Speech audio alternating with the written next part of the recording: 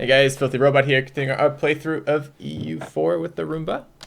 And getting ready for war. I don't know if it'll hit this episode or not. 2 years? Probably. Well, yeah, it's like 18, 19 months. Yeah. So, well, let's unpause now and see if we can get there. Yeah. So, fortunately, for like the first time in forever, we have almost no rebels. Yeah.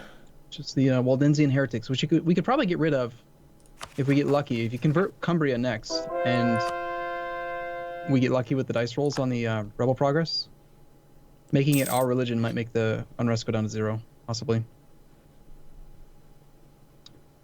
Wait, where was Whenever you're... It's the Uh, province of Cumbria. Ooh. Oh, damn. I read this. I got lied to by a fucking pop-up. Said, receive extra merchants. I'm like, yes, but it's actually just trade efficiency 10%. So, which is good. I mean, okay, I can make this decision. So we have an option between national tax modifier or trade efficiency modifier. And if I go to economy, and our income comes in predominantly from trade here. So I'm assuming that, I don't know that those are equal in value, but I assume that modifying something that we're making more of is going to be a bigger net yield than otherwise. So extra merchants over modifier? I think it applies well to our current strategy. We could go deeper, get actually figure out exactly what the effect would be, but trade's really tricky because when you increase trade efficiency, it's not a direct one-to-one relationship, right? We're not going to just make 10% more because it affects every single trade node. It affects trade power propagation in nodes further upstream. Like it's a complicated equation, but generally speaking, yeah, if most of your money's come from trade, just keep bumping trade. It's good. Yeah, see how much it did. 19.46. We'll tick on the first. 20.51. Nice. Cool. About an extra ducat. It's cool. Okay, so we are allowed, if we want, to change our national focus now, and we're only one short period of time here away from our next idea group.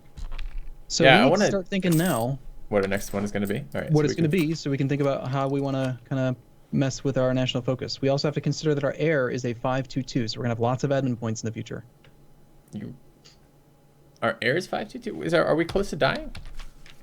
We're 46. Yeah. So, but he said 45 to 60, right? Yeah. So I'm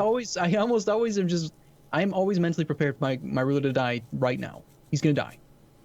The sooner that once you decide he's going to die, Murphy's Law is that, if he doesn't die, then I'm just pleasantly surprised. But I'm ready mentally for him to be dead. How am I supposed to be making decisions if you're changing things like time? Time is advancing.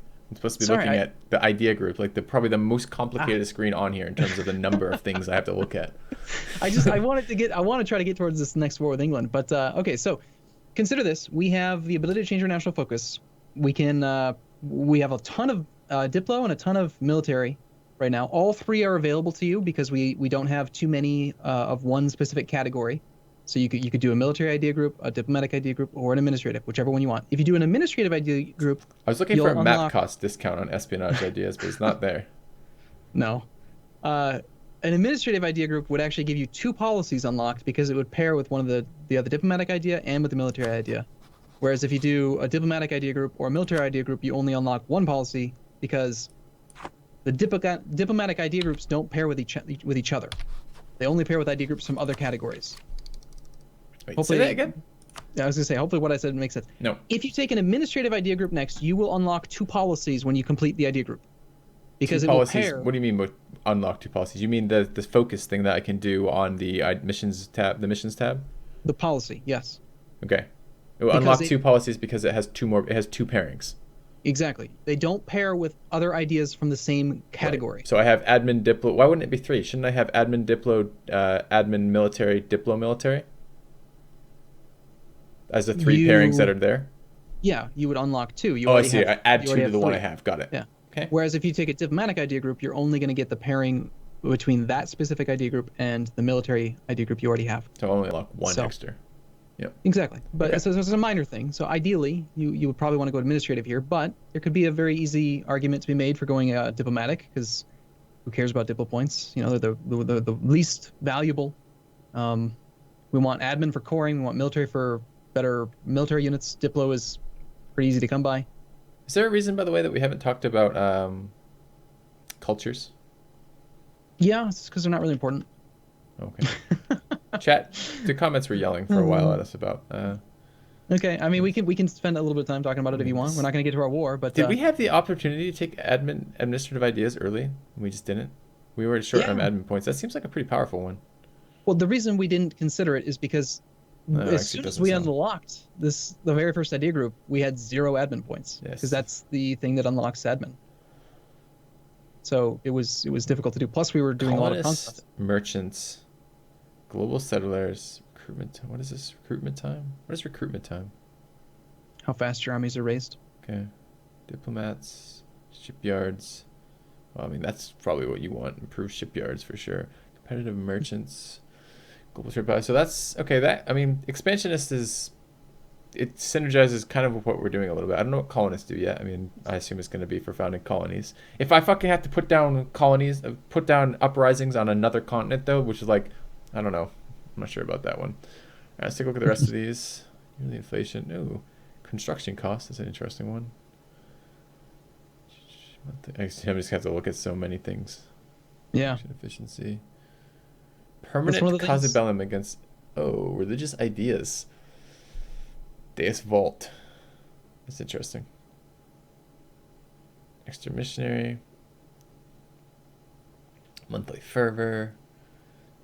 Okay. That's only there because we're reformed. If we were a different religious type, we would see a different modifier there. It's part of devoutness. Okay. I'm not all that thrilled with if I look at the admin ideas right now, when I mouse over those, the only one that really stands out to me as particularly useful for what we're doing is expansion ideas. Really? What That's else do you interesting. see? What else do you see in there that looks nice to you when you look at the admin stuff? Okay.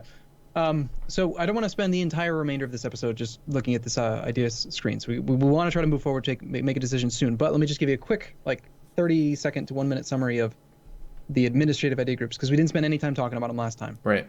Okay, so I highly value innovative early in a campaign because the tech cost reduction, even though it's only minus 5% in the third idea, Yeah. that actually adds up to a tremendous amount of monarch points over the course of an entire campaign. There are 32 tech levels. Most nations start at tech 3. So the earlier you get it, you could easily save 25 levels worth of tech. Each tech has a base cost of 600. So you're saving 5% of 600, which is 30 points per level. 30 times 25 levels is, what would that be? 35, 20, 25 would be 250, 750. And then there's three different techs, right? Administrative, military, and Diplo. So that's 2,250 monarch points just from that one idea. This singular idea pretty much pays for the entire idea group worth of monarch points. Now, granted, they're not all in the same category, right? But we're still talking about saving 2,250 monarch points. It's a ton. Yeah, but all the rest of those suck.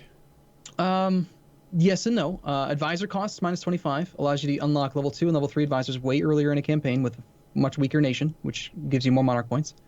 And the optimism is a very, very solid idea. It's easy to underestimate how powerful that monthly war exhaustion minus 0.05 is.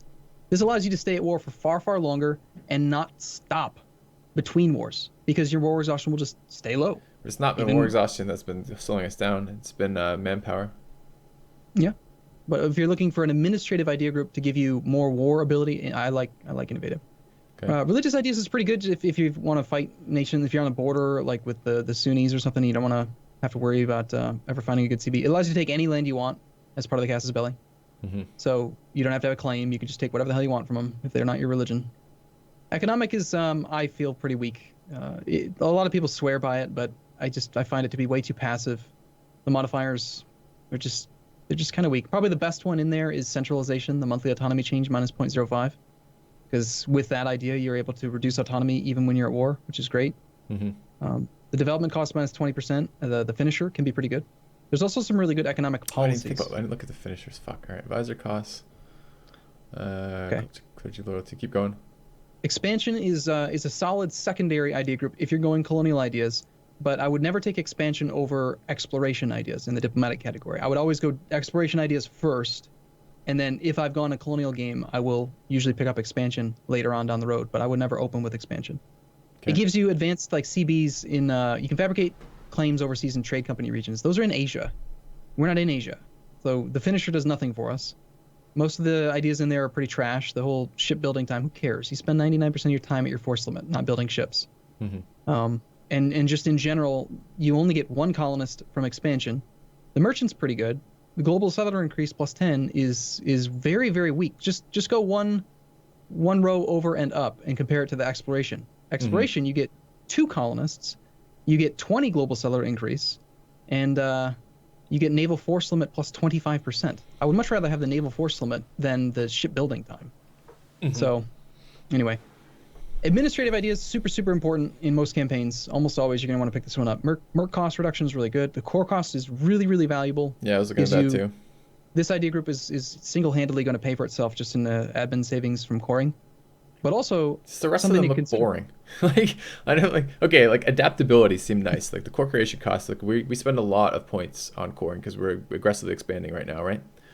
So benefits. I mean, I suppose we haven't. I suppose with low manpower, one of the ways we can get around low manpower, and you've been arguing for this ever since we took the trade ideas, was mercenary cost reduction. So that probably is useful.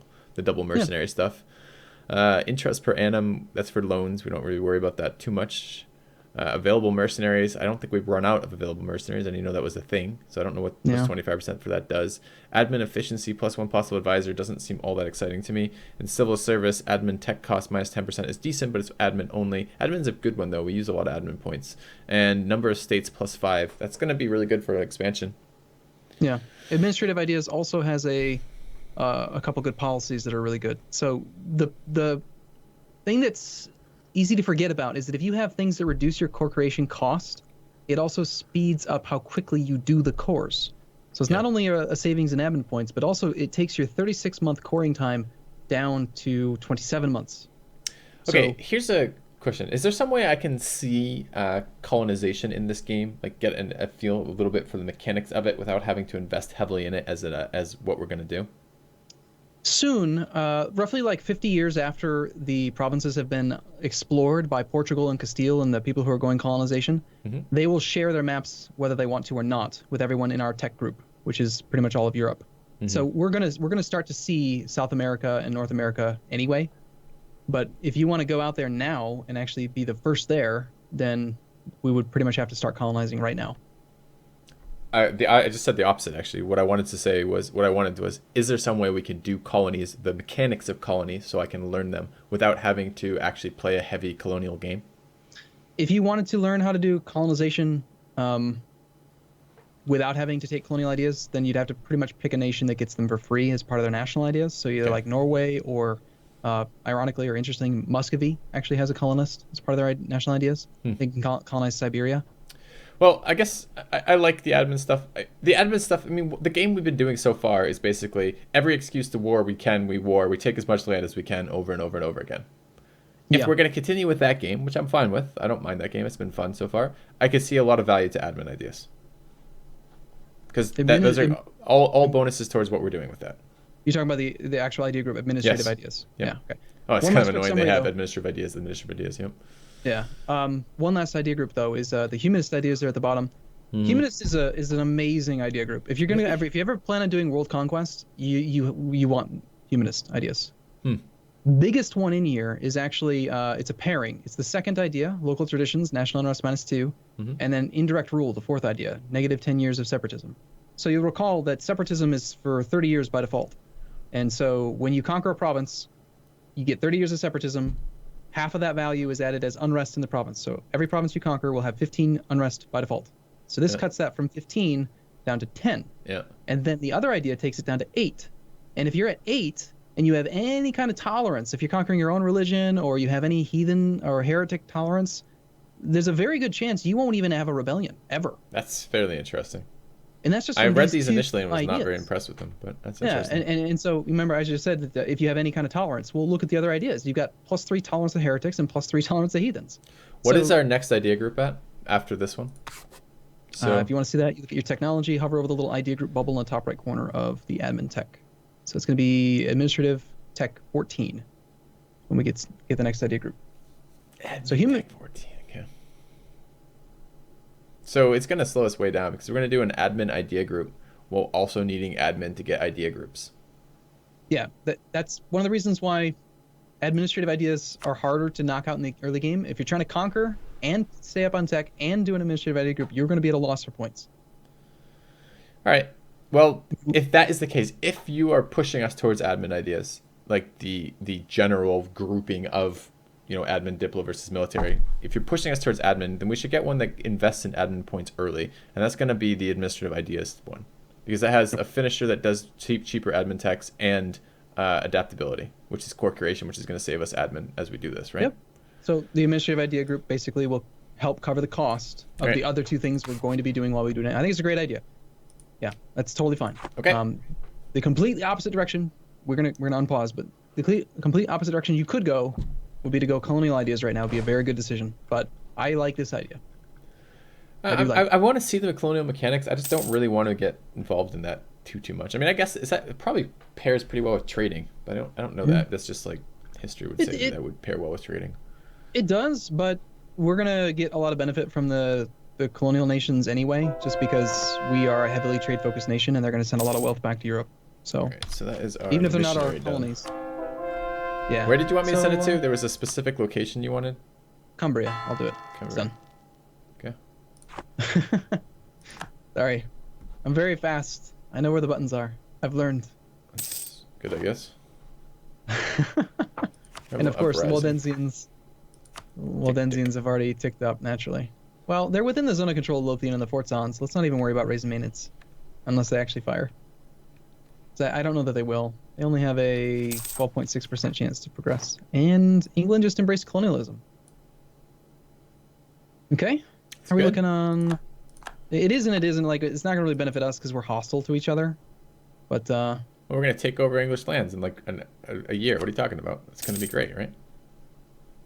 Wait a second. I thought I just saw that England embraced... Oh, he embraced it off of just one province? Gascony? That's all he needed? Jesus. I was expecting him to need to embrace in a lot more than just one province. Hey, you just got kicked out of Castile again. No! I was stealing maps. I was going to do that, but I started the interaction, but I didn't know how to do it. Like I had a second screen and you were talking about idea groups and I didn't want to like not listen. Yeah. God damn it. You're costing me maps, Arumba. Yeah, we have 49 now. You'll have to wait 3 months. You want me to send one ship down there just so you can be ready for it? Yep. Okay. I'll get the rowboat deployed. All right. I'll grab a transport. I'll just send all of them. We can lose opinion of Denmark by 40, or we can take reformed neighbors reach out. What does that mean? Any other nation that follows the reformed faith will get plus opinion with us. And if there's nothing listed, it's probably because there are no other reformed nations. We're probably the only nation that's actually embraced reformed yet. Or, no, it looks like Nuremberg. There's a one province mine in the center of the empire. I mean, I guess like if for some reason do that, this seems very inconsequential. Like I would just probably piss off Denmark again because we're gonna kill them anyways at some point. Yeah. Okay. That sounds fine. Okay. They spread lies, merely different lies. Okay. Okay. So we were hoping to try to get to the point where we could actually declare war in this episode. So. But you went on a bit. We got to go for a whole year now, quickly. Yeah. You ready for this? I'm ready. How do you like the claim situation with England? Are we good? Oh yeah, you claimed everything. Damn. Yeah. Okay, so yeah, we'll just stay admin focused then, for as far as our actual national focus, because we're going to be needing lots of admin points. Okay. And we'll probably want to spend some diplo points here in a minute. Yeah, I don't know. I might consider waiting until we can embrace the next institution, since we know that England has it. But I still gotta spend some because we're hit our cap, so maybe buy up mercantilism a little bit.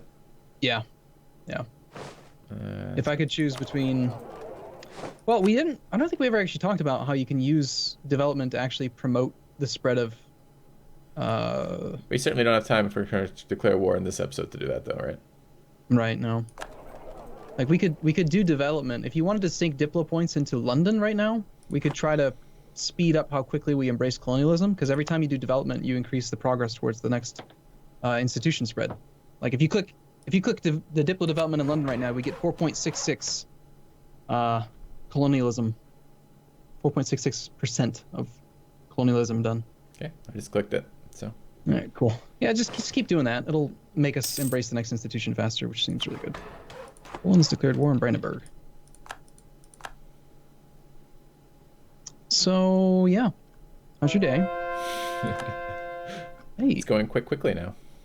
Are you doing the missionary at this speed? No. Well, sure I can. Okay. annoyingly, it looks like Sealand just got flipped to Protestant by the Protestant Center of Reformation over there, owned by Denmark. So that's annoying. Yeah. That is the wrong religion. But we're reformed. We're very tolerant of other religions. You know, we just live and let live. That's our plan, after all. You sent a boat down for me? Yeah, they're all hanging out down there. Good, They're actually suffering attrition for some reason. Why is that? We're supposed to be suffering attrition there. That is really weird. It says we're within range, 217 out of 225, and yet we're suffering attrition. That's crap. Is there a range that our fleets can deploy to when we suffer attrition? I don't know that.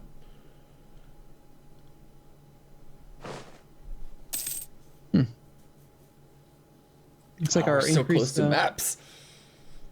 Yeah, our range is increased via trade, but not really. We actually were continuing to suffer attrition even though we were supposedly within supply range. Weird. Anyway, that's as far as I can send the Navy without it suffering damage. Okay. So you want to steal from Castile next month? Yes, I do. 1st of March. Oh, it said March. No, that's when I could put it back in. Okay. Okay. In theory, we could declare war on England's in December, right? December, which is the 12th month, and we are in the 7th month right now.